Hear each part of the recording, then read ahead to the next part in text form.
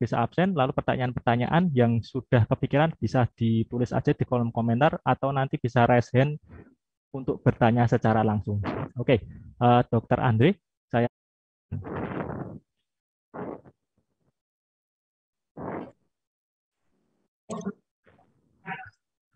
Waalaikumsalam warahmatullahi wabarakatuh.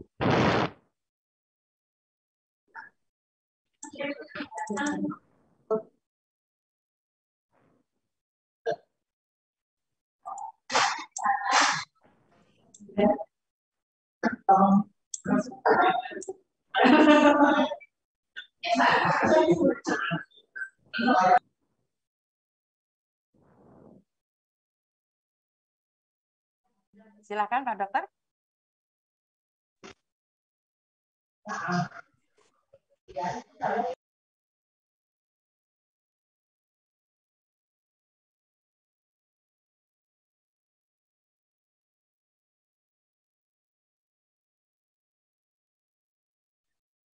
Sudah.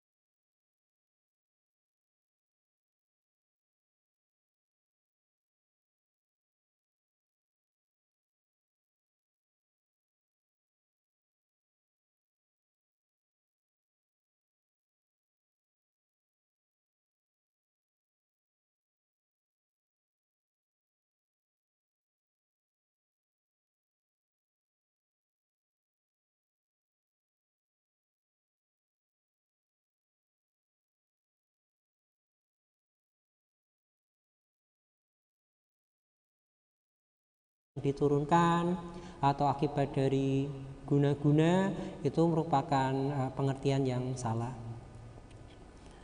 Kemudian kenapa kok tuberkulosis ini merupakan suatu penyakit yang penting? Ini kalau kita lihat data di dunia, di Indonesia itu merupakan peringkat ketiga jumlah kasus terbanyak di dunia. Kita hampir sama dengan Cina, ranking 1 masih India. Dari 9,9 juta kasus, ini tahun 2021 kemarin ya, di Indonesia hampir 10% terdapat penderita TBC, di mana dari sejumlah besar kasus tersebut hanya 50% pasien itu mendapatkan terapi yang sesuai. Jadi memang masih banyak sekali pasien-pasien yang belum mendapatkan terapi yang sesuai.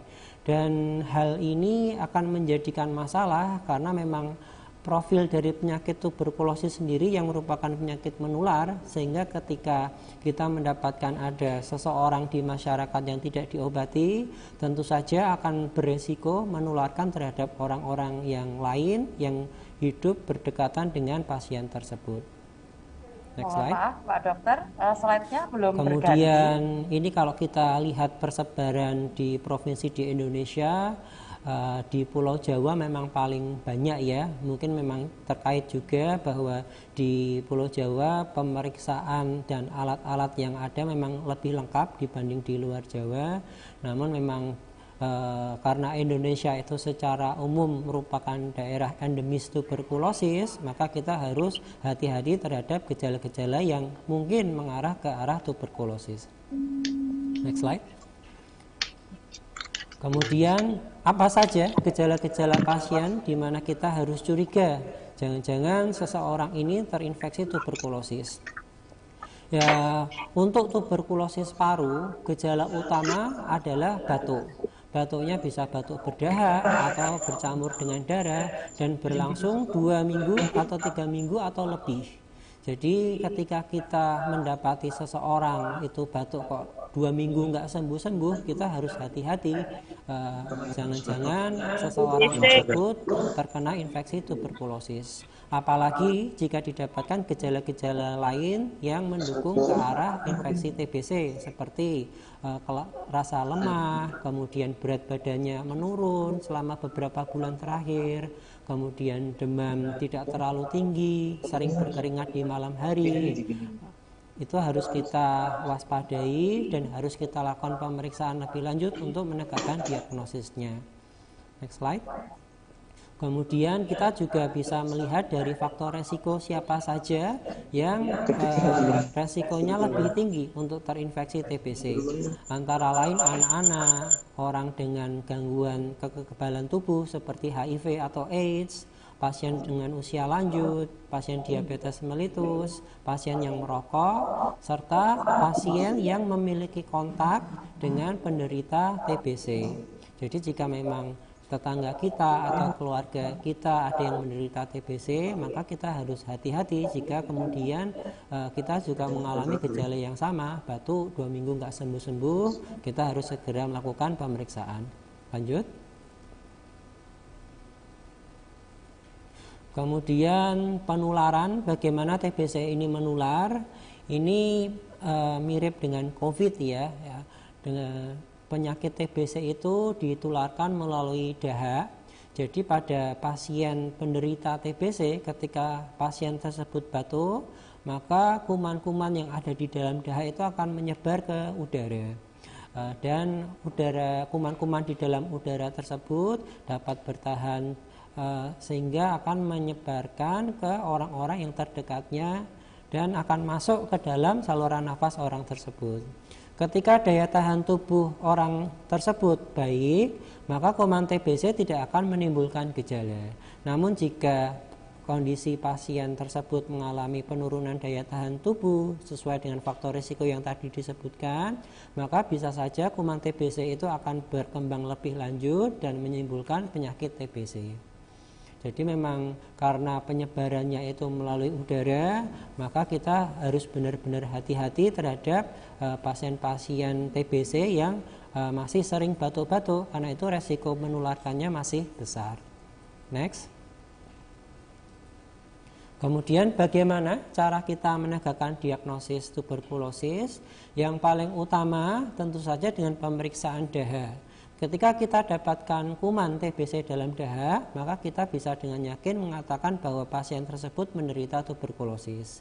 Terdapat 2 macam pemeriksaan dahak yang biasa dikerjakan.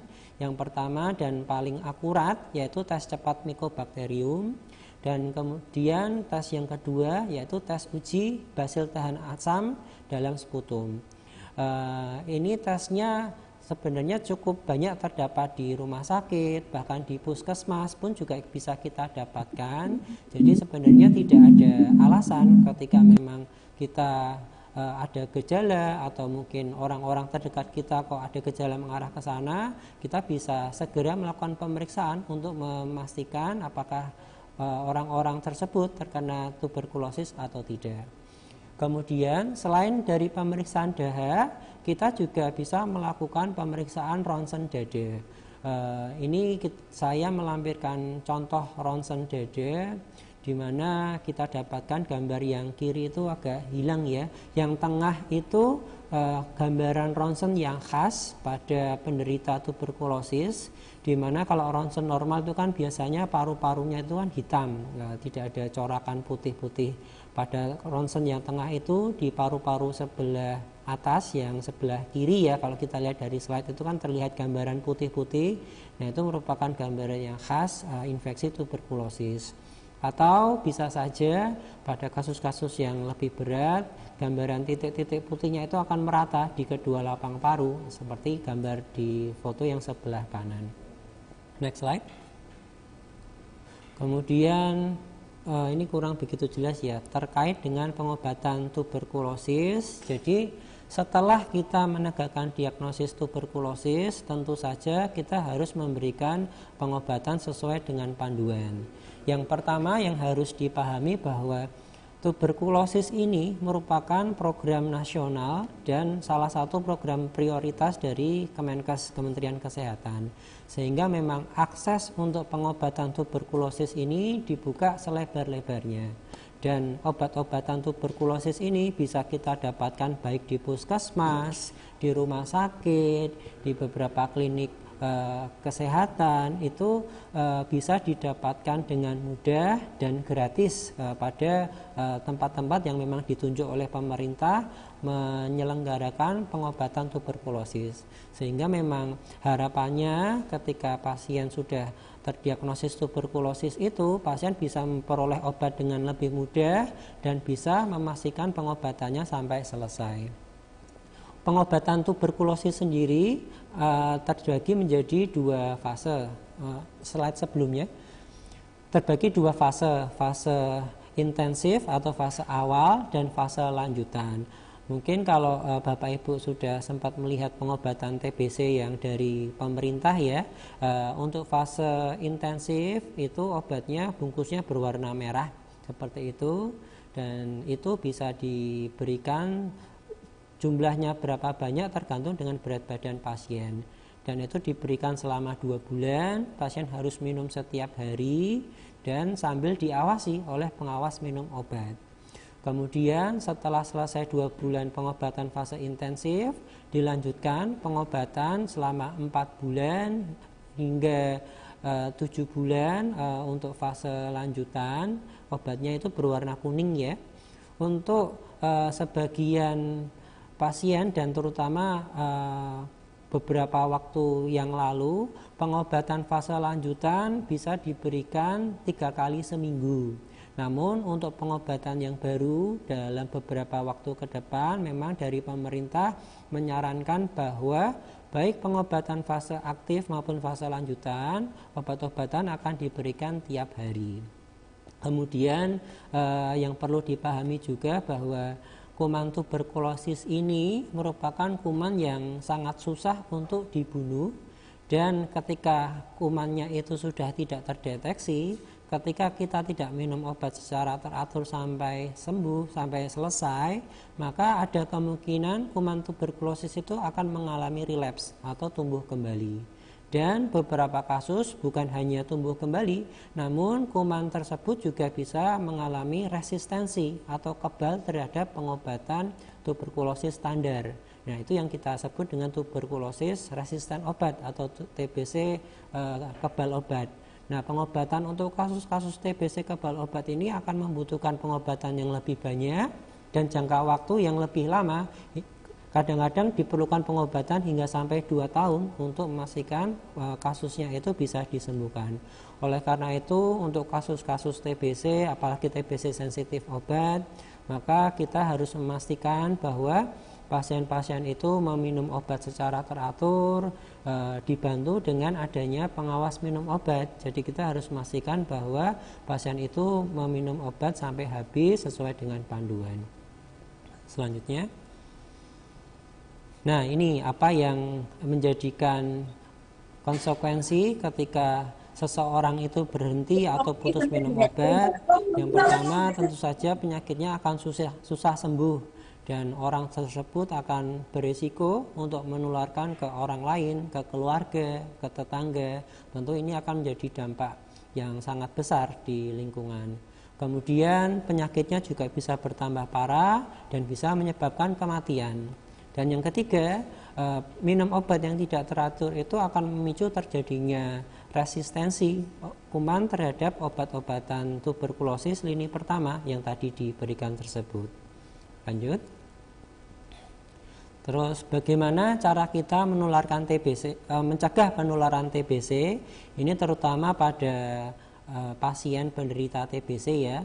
Yang paling utama tentu saja kita baiknya selalu menggunakan masker apalagi ketika masih batuk-batuk ya.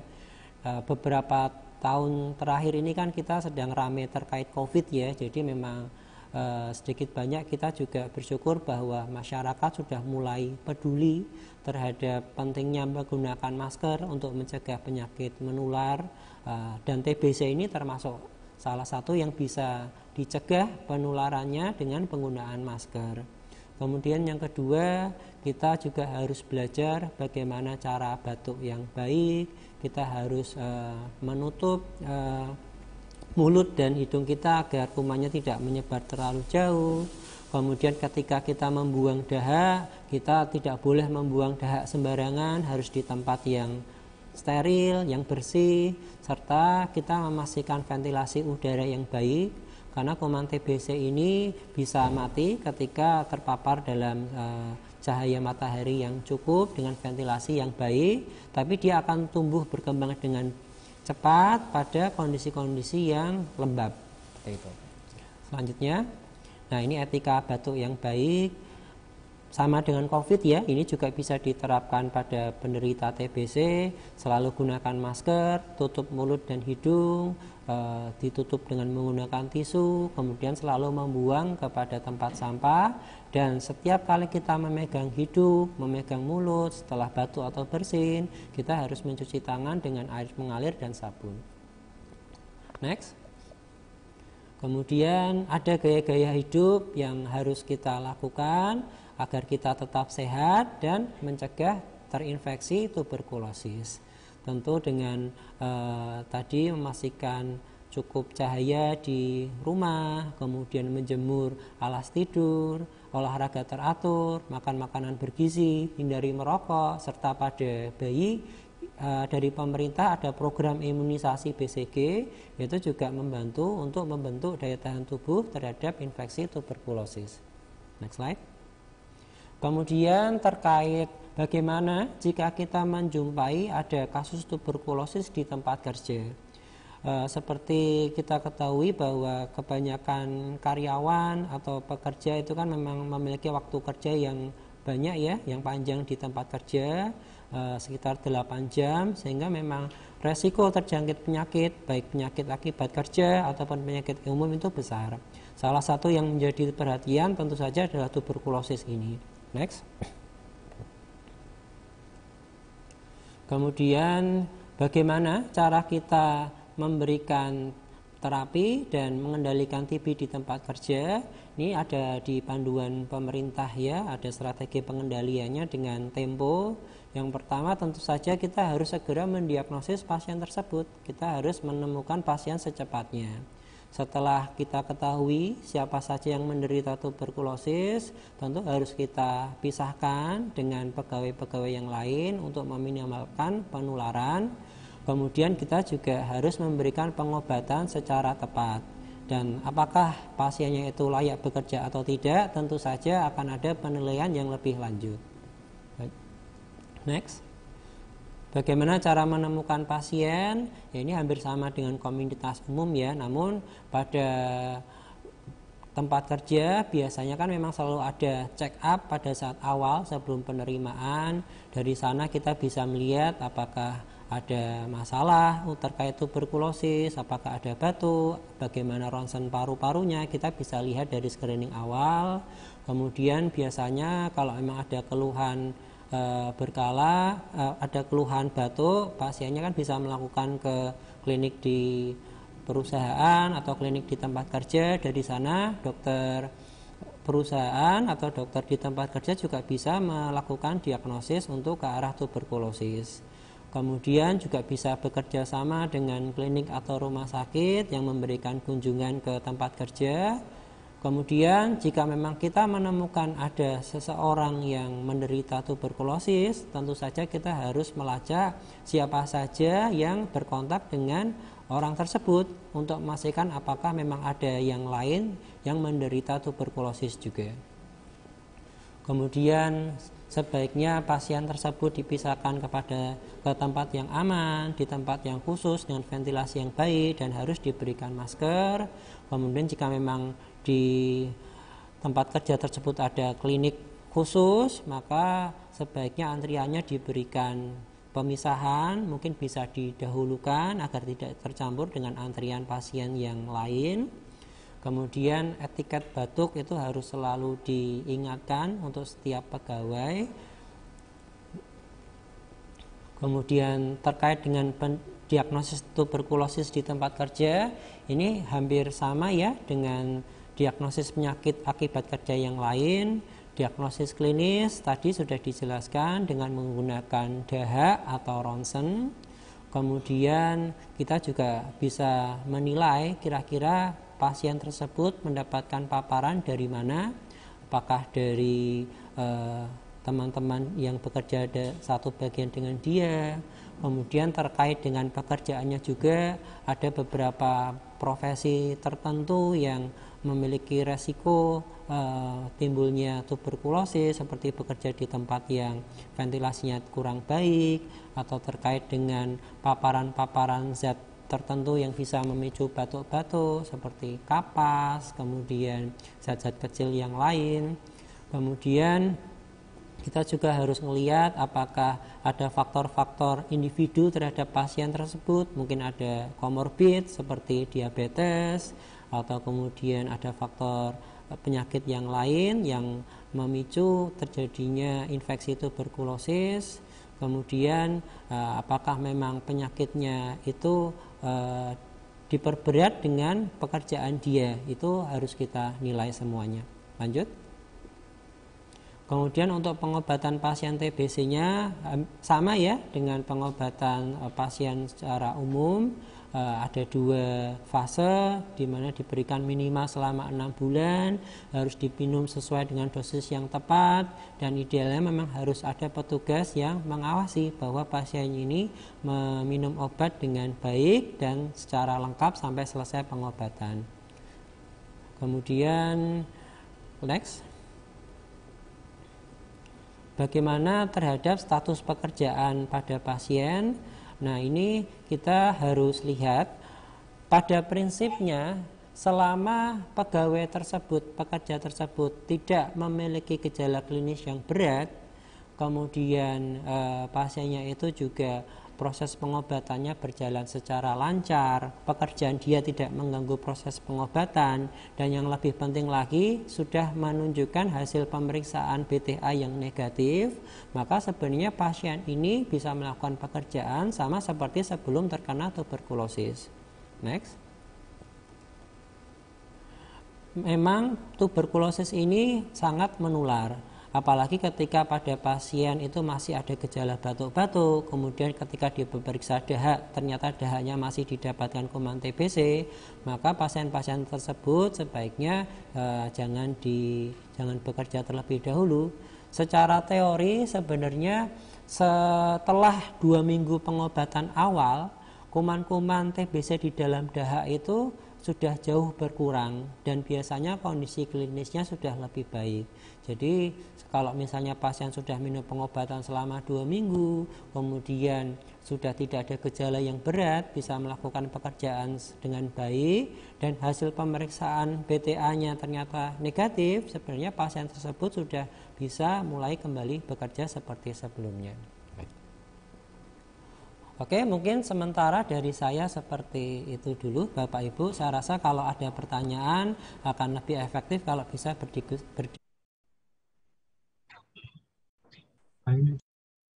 Waalaikumsalam warahmatullahi wabarakatuh.